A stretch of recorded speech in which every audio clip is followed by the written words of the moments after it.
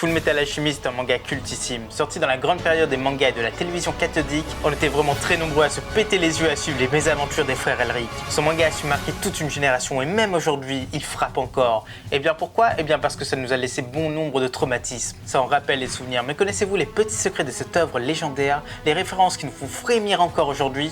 Non? Alors vous êtes au bon endroit. Bienvenue sur Raftel Manga et aujourd'hui, on parle Fullmetal Alchemist. Et si tu te plais ici, n'oublie pas de t'abonner parce qu'ici on fait que ça, on est des Nakama et on parle de tout ça. Allez, c'est parti pour les 22 choses à savoir sur Fullmetal Alchemist. La première info super importante, c'est que l'auteur de Fullmetal est une femme. Quoi? Vous ne le saviez pas? Et son nom c'est Hirumi Arakawa. Son histoire est assez atypique. Elle est née à Hokkaido, a grandi dans la ferme de ses parents et toute son enfance et toute sa vie de jeune adulte a été dédiée à l'agriculture. Elle a même fait des études dans un lycée agricole. Après 7 ans à travailler avec ses parents, elle a enfin décidé de rejoindre Tokyo. Elle est devenue assistante d'un mangaka. Très vite, elle a commencé à se faire remarquer avec Stray Dog, puis avec son œuvre majeure, Fullmetal Alchemist. Et du coup, le fait qu'Adéal vienne d'une ferme, eh bien ça rappelle son enfance. Après avoir fini Fullmetal, elle a créé d'autres mangas mais avec beaucoup moins d'impact, mais toujours appréciés, dont un fameux Silver Spoon que j'ai adoré. Celui-ci se passe dans un lycée agricole et c'est totalement son adolescence. Petit plus, Hirumu est un nom masculin. Tout ça car elle savait qu'elle serait bien plus acceptée dans ce milieu en tant qu'homme, et c'est bien dommage que ce soit encore comme ça. Vous le saviez sûrement, mais la pierre philosophale c'est un mythe qui existe dans notre monde. Et celui qui l'a soi-disant créé, c'est un certain Nicolas Flamel. Oui, là ça fait tilt car il apparaît dans Harry Potter. C'était soi-disant un grand alchimiste de son temps. Il y a des écrits comme quoi il a mis au point cette pierre et qu'il vit éternellement encore aujourd'hui. Il pouvait aussi transformer le plomb en or et ce sont bien les origines de la transmutation, les origines de FMA. Le monde politique de FMA est complexe, surtout dans la seconde partie. La Mestrie, là où ça se passe, n'est pas la plus grande des nations, loin de là. Le royaume qui l'emporte haut la main. Et vu le monde créé, il y a tellement de possibilités que c'en est infini. Surtout que cet état où se déroulent toutes les actions est si enclavé et toujours en proie aux attaques de tous les côtés. Voilà pourquoi un état militaire a pu se former et perdure encore aujourd'hui. L'année dernière, en 2021, il y a eu un sondage au Japon pour élire les 100 meilleurs mangas de tous les temps. Bien sûr, c'est au libre choix de chacun de décider de ça. Mais sur plus de 150 000 personnes, 18 000 ont voté pour Fullmetal, sachant que ça fait presque 10 ans que le manga est terminé. Ceci est un véritable exploit car tous les autres sont des mangas très actuels. Et sur My Anime List, il est 6ème tout manga confondu. Pourquoi il y a deux séries Fullmetal à votre avis? Fullmetal classique et Fullmetal Brotherhood? Eh bien c'est tout simple, car le manga il a un rythme de publication mensuel et l'anime c'est hebdomadaire, forcément l'un a rattrapé l'autre. Mais le pire c'est que le premier anime il a été totalement apprécié, nous-mêmes on l'a adoré, même si la fin est très ouverte, mais en soi elle est excellente. Mais la vraie fin elle est 1000 fois mieux, et là aussi tout le monde est d'accord. À la fin de Fullmetal, un vent de nostalgie a baigné sur le monde du manga, et plus encore sur les doubleurs de la série. Et chez les Anglais, les doubleurs ont fait mieux qu'un remerciement. Ils ont fait un live action, et à ce qui paraît, c'est tellement réussi que toutes les personnes qui l'ont vu l'ont adoré. Mais l'enregistrement n'a pas été diffusé à grande échelle, faute de droits d'auteur, et une des personnes qui a la seule version disponible, c'est Hirumi Arakawa elle-même.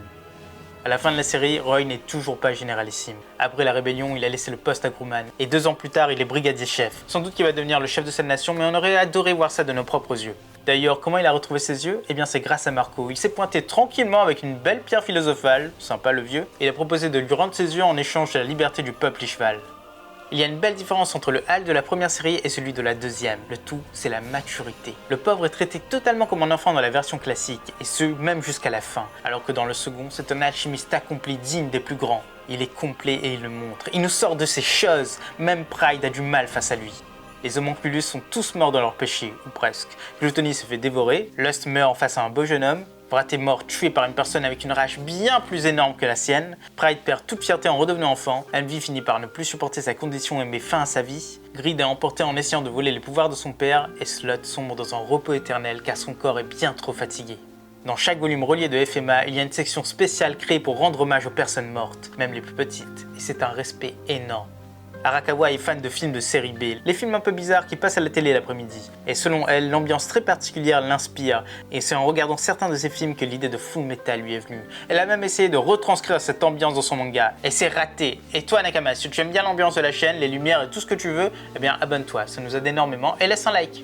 L'être de la fiole aussi est une référence à l'alchimie dans notre monde. À l'époque, on pensait pouvoir créer des êtres miniatures avec ces pseudosciences. Or, les théories totalement loufoques sur le sujet désignaient cet être comme non viable à l'air libre, et il devait passer toute sa vie dans une fiole, à contempler le monde extérieur sans pouvoir l'atteindre. C'est exactement ça dans Fullmetal. C'est Square Enix qui a fait confiance à Arakawa pour Fullmetal, un pari totalement gagnant, mais c'est surtout une habitude pour la firme. Non pas qu'elle a l'habitude de se pencher sur les auteurs pas du tout connus, mais cette entreprise a elle-même commencé sur un coup de tête. Cette boîte de jeux vidéo a connu de très gros problèmes après sa création. Elle était en dépôt de bilan, alors certains de leurs développeurs ont commencé à développer un petit jeu en parallèle, un petit jeu qui a super bien fonctionné, Final Fantasy. Depuis, c'est une énorme boîte de développement de jeux vidéo. Et oui, les causes perdues, ils adorent. Il y a un équivalent de Pandaman dans Fullmetal, c'est Mobuo Mobuta. Il est sympathique, il apparaît vraiment partout, mais il ne sera jamais développé réellement. Vous allez nous dire que Pandaman aussi, oui c'est vrai, mais One Piece n'est pas encore fini. L'Ouroboros est le symbole des homoculus et de l'éternité. C'est un reptile qui se mord la queue et donne un cercle infini. Ça c'est la vie éternelle ou le cycle de la vie tout court. Ça vient quand même des mythologies asiatiques et égyptiennes, et c'est très ancien. Un foreshadowing s'est glissé dans Fullmetal lors de la mort de Lust, et lâche à Mustang que ses yeux se rempliront d'agonie. Et oui, ce sont les mots exacts de Lust envers Mustang, c'est comme si qu'elle savait que les yeux de celui-ci ne s'ouvriront plus jamais. Fullmetal est une œuvre de guerre et l'auteur s'est bien documenté sur le sujet. Les guerres mondiales, la junte militaire, tout ça, elle le présente parfaitement, mais il y a encore un peu de son enfance à l'intérieur. Il existe une ethnie au Japon qui était très présente à Okinawa. Il s'agit des Ainu, une ethnie qui était très proche de la nature et qui était encore plus traditionnaliste, et moins nationaliste semble-t-il. L'ethnie majoritaire, les Wajin, ont essayé de les étouffer au maximum, parfois même en utilisant la force armée. Jusqu'à dans les années 1980, cette pression était toujours là, et même si elle tend à s'affaiblir, il semblerait que le racisme est toujours présent. Si vous voulez un petit article court sur le sujet, je mets ça en commentaire. C'est de Courrier International et ce sont de très bons journalistes. Mais l'important ici, c'est le parallèle avec les Ishval, les exterminations et les obligations de rester cachés. Il y a une autre œuvre majeure qui dénonce ces événements au Japon, c'est Princesse Momonoke.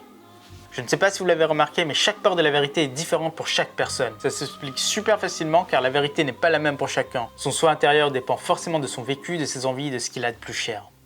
Le lion blanc dévorant le soleil symbolise toute la junte militaire et c'est aussi un grand symbole alchimiste. C'est un peu nébuleux mais ça présente l'attrait du pouvoir et ça montre que l'auteur était calé sur le sujet.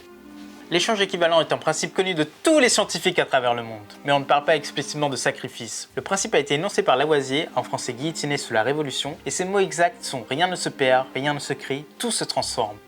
L'auteur n'est absolument pas fan de guerre, mais elle n'a pas hésité à faire des recherches sur le sujet. D'ailleurs, elle avait pas mal de répliques d'armes à feu chez elle pour ça. Et d'ailleurs, elle n'a pas hésité à donner à ses personnages des noms d'armes. Surtout pour les militaires, forcément. Le Mustang, c'est un avion. Le Bradley, c'est un char. Le Breda est aussi un char. Havok est un avion bombardier, le A-20. Et Kimblee est inspiré d'un dirigeant militaire. Et enfin, connaissez-vous quelqu'un qui a regardé Fullmetal et qui ne l'a pas aimé? Eh bien non, car ça n'existe pas. Ce manga est un chef-d'œuvre de perfection. Tout est millimétré. En tant qu'œuvre assez courte, l'auteur connaissait déjà les étapes du manga avant de commencer. Elle a créé le succès et il faut la remercier pour tout le travail de documentation qu'elle a fait. Alors oui, on lance un grand merci à Hiromi Arakawa, en espérant que ça vous ait donné envie de revoir Fullmetal à nouveau. Mais surtout, abonne-toi Nakama, car nous, ça nous fait plaisir.